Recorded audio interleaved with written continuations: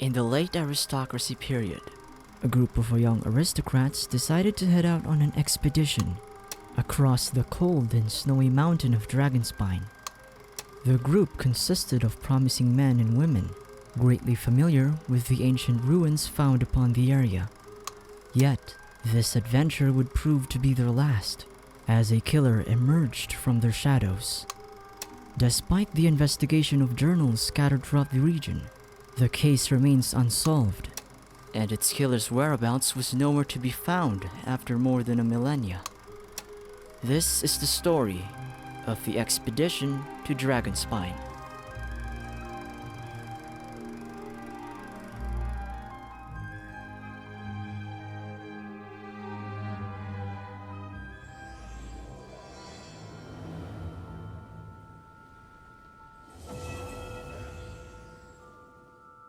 A lot of people may now be aware that Mondstadt was once ruled by cruel and tyrannical aristocrats. However, this was only during the late aristocracy period, where the common people suffered and were enslaved by their masters. During this era, there lived a manipulative and ruthless person known as Eberhart. He was an illegitimate heir to Landric's clan and grew up with his half-brothers, Parsifal and Ingbert. Eberhart has always been different from his brothers and how he perceived the aristocrats as a whole. Despite being a noble himself, he resented his clan and wanted to restore the original glory of the aristocracy. He had learned of the stories of the past aristocrats during the early period and was disgusted at how they acted during his existence. The nobles of his era were nothing compared to those that lived centuries ago. They no longer upheld the virtues of wisdom and freedom that the Animo Archon had shown them. Instead, they became maddened with power, seeing themselves as privileged people that wanted all the material wealth in their world. So Eberhart made plans of his own and manipulated those he deemed fit to succeed his schemes. This includes the unnamed gladiator mentioned from the weapon deathmatch, his brother Parsifal, the owner of the Alley Flash, the Alley Hunter, and the Iron Sting, and his brother's lover, the Blue-Eyed Spear Witch, the original owner of the Crescent Pike. With each plan, he tricked the gladiator into continuing to fight for his sake in the arena. He drove his brother Parsifal away from Mondstadt and killed the Blue-Eyed Spear Witch, who had just taught him the art of the spear. He was now in a position to do anything he wanted. Suddenly, his father, Landric, organized an expedition to Salvindignir, the ancient kingdom that once existed at Dragonspine. This trip consisted of a team of young aristocrats whose purpose was to bear great achievements and bring honor to each of their family's name. However, in Landric's mind, the reason he organized this expedition was to put an end to those who were conspiring to rebel against the aristocracy. Eberhart took this as a great opportunity to spring a trap and fulfill his vision of restoring the aristocracy's glory. It's not really explained how his plan could restore the aristocracy's glory. In my perspective, Eberhart wanted to rid the aristocrats of their future, and by achieving this, he wanted to eliminate their sons and daughters and prevent those clans who are unworthy to his eyes to continue their legacy. If he succeeds, then only those aristocrats that he sees as honorable, righteous, and not power-hungry would continue their existence. So maybe this is what he means with restoring the aristocracy's glory. Anyway, I'm interested to hear what you guys think about this. So now back to the story. Throughout the evening, the aristocrats who joined the expedition packed their supplies and warm furry clothes to prepare for the harsh winter in the snowy region. Some also brought their weapons in case they ran into any danger that lurks inside the ruins. Now those that joined this expedition were Ingbert, the half-brother of Eberhart, and the legitimate son of Landric, who was excited to see the frescoes found among the ruins of Salvindignir. Luther, the writer of the ancient investigation journals, who seemed to come from a lesser noble family, or was a commoner or slave that was hired by Landric. This was implied when he called Landric, Parsifal, Ingbert, and Eberhart his master. Lastly was the aristocrat named Nick, but his background is unknown and wasn't explored much in the journals. Then some more aristocrats, estimately 10 to 15, who were unnamed, were also in the expedition. Finally, as the sun rose and the bright sky covered the moon and stars, the whole expedition team set off on their journey. They feared for the perilous road ahead, but with hopes of success, they smiled and overcame their burden.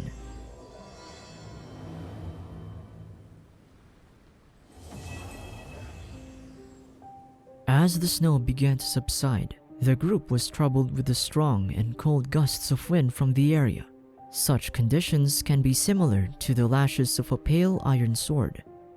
However, despite their hardships, they pressed on no matter the difficulties along the way, thinking only of the great achievements they would soon bring back to Mondstadt. Racing towards the ruins, they first planned to explore the cellar in the southwestern ruins. Suddenly, they came upon a snowstorm and were slowed down due to their low visibility and difficulty in breathing, especially the freezing cold they were experiencing.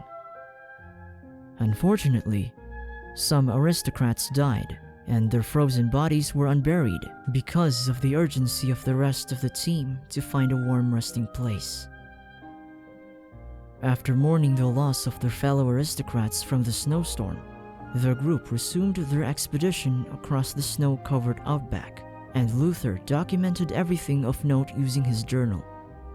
From the recovered journal entries, it tells us that the hike progressed as one would expect, with no unforeseen complications. Just lots of snow, bitter cold, and an increasingly difficult landscape.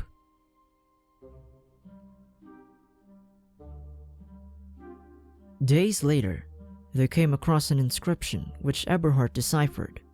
He told everyone that this chamber should contain impressive ancient frescoes, along with weapons forged from star silver. Because of the loss of their members days earlier, Ingbert stood up and encouraged the group. He told them that if they were to stumble upon this chamber, then this could easily be the most significant archaeological discovery in decades of their history. Their doubts were now erased, and the team spirit was raised once again.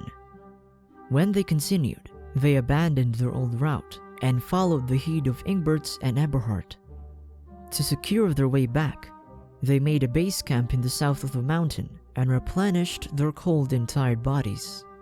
When the next day comes, they'll soon set off from the south base camp to delve further into the inner reaches of the ruins. However, this time, they need to be cautious when entering the ruins to prevent another disaster. The following morning, the team continued their route and braced the cold winter. However, their path was blocked with a great door that once belonged to the ancient kingdom of Salvindignir. They tried to budge it open, but were unable to. In the end, they had no choice but to turn back and find another route inside the ruins. This was another loss for the team, as they hadn't achieved their desire to see the ancient frescoes or the star silver weapons that Ingbert longed to discover. As soon as they turned back, they were met with another disaster, as a cave-in took the lives of some members of the team. This includes Nick, who never saw the light of day again.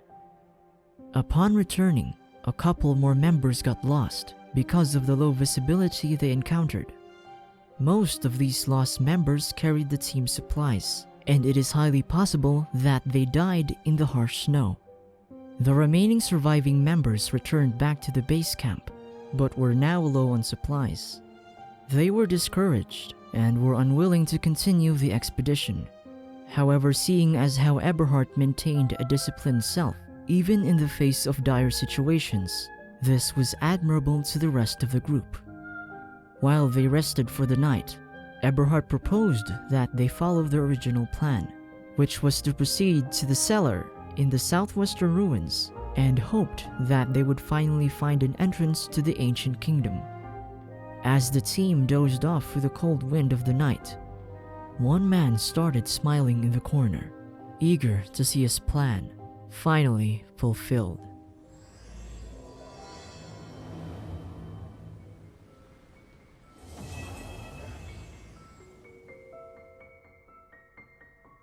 As the cold breeze of snow filled the mountain once again, the remaining team members prepared for another attempt to find the entrance to the ruins.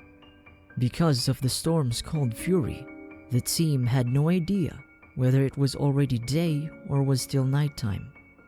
Still, they followed the route, but some were unable to handle the freezing winter. Some of them eventually died, leaving the only remaining survivors, Luther, Ingbert, and Eberhart, to reach the cellar in the southwestern ruins.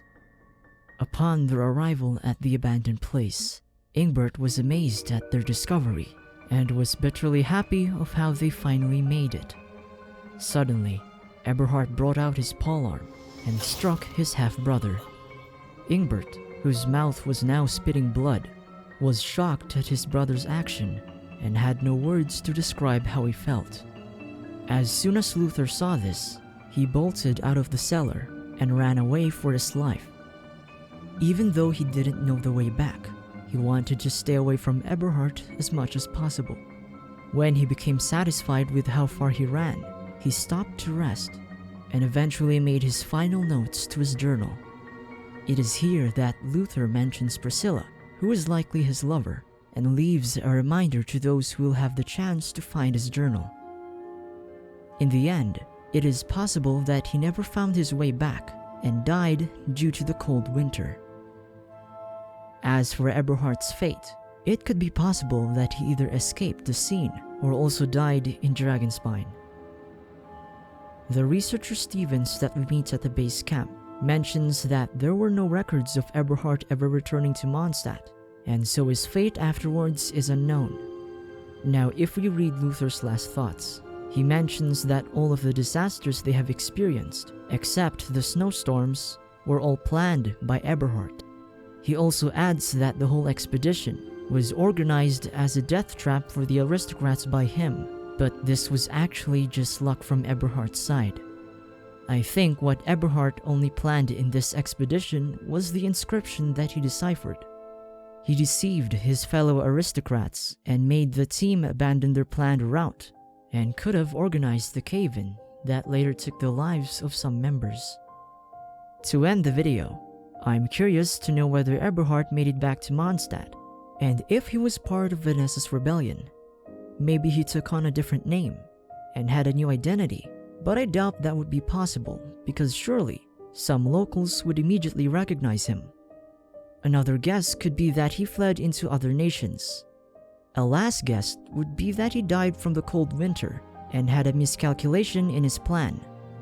Overall, this story was pretty good, and it gave us some more Mondstadt tales.